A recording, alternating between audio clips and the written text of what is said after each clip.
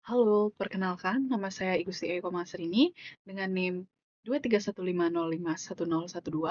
Saya berasal dari program studi pendidikan teknik informatika.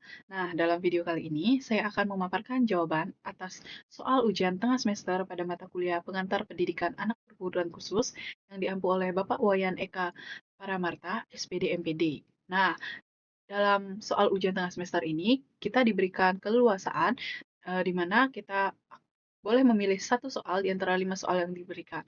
Nah, dari kelima soal tersebut, saya memilih soal nomor 2, yaitu soal dengan tema analitis terhadap sistem, dengan pertanyaan sebagai berikut, yaitu bandingkan kelebihan dan kekurangan antara model pendidikan segregatif dan inklusif di Indonesia. Nah, menurut Anda, sistem manakah yang paling realistis diterapkan saat ini dan mengapa? Baik, untuk menjawab pertanyaan ini, terlebih dahulu kita akan pahami bahwa pendidikan segregatif adalah sistem di mana anak berkebutuhan khusus atau ABK belajar di lembaga khusus seperti sekolah luar biasa atau SLB. Sementara itu, pendidikan inklusif adalah sistem yang menyatukan ABK dan anak reguler dalam satu lingkungan sekolah umum dengan dukungan layanan khusus sesuai dengan kebutuhannya masing-masing.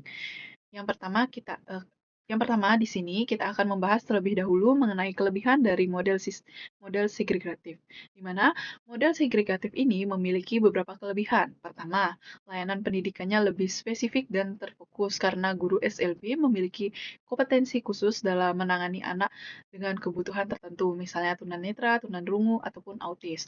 Kedua, lingkungan belajar lebih adaptif sehingga anak merasa aman dan juga nyaman karena berada bersama teman-teman dengan karakteristik yang serupa.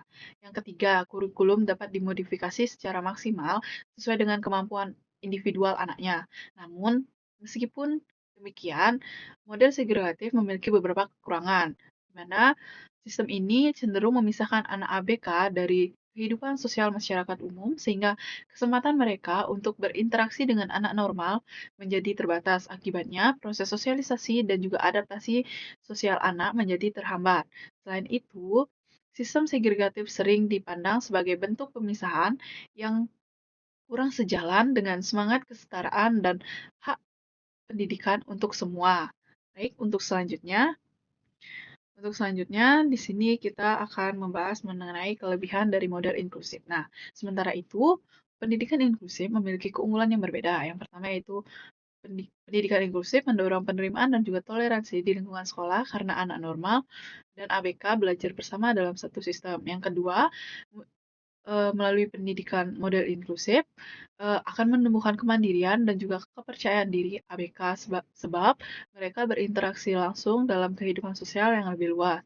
Yang ketiga, yaitu pendidikan inklusif mencerminkan nilai-nilai keadilan dan non-diskriminasi sebagaimana dimandatkan oleh Permendiknas Nomor 70 Tahun 2009 tentang Pendidikan Inklusif. Namun, model inklusif juga memiliki kekurangan. Nah, kekurangannya itu yaitu dalam praktiknya banyak sekolah yang belum siap secara fasilitas, tenaga pendidik maupun pemahaman terhadap prinsip inklusif. Guru-guru di sekolah umumnya seringkali belum memiliki kompetensi khusus untuk menghadapi keberagaman kebutuhan siswanya, sehingga ini mengakibatkan implementasi di lapangannya yang masih belum optimal.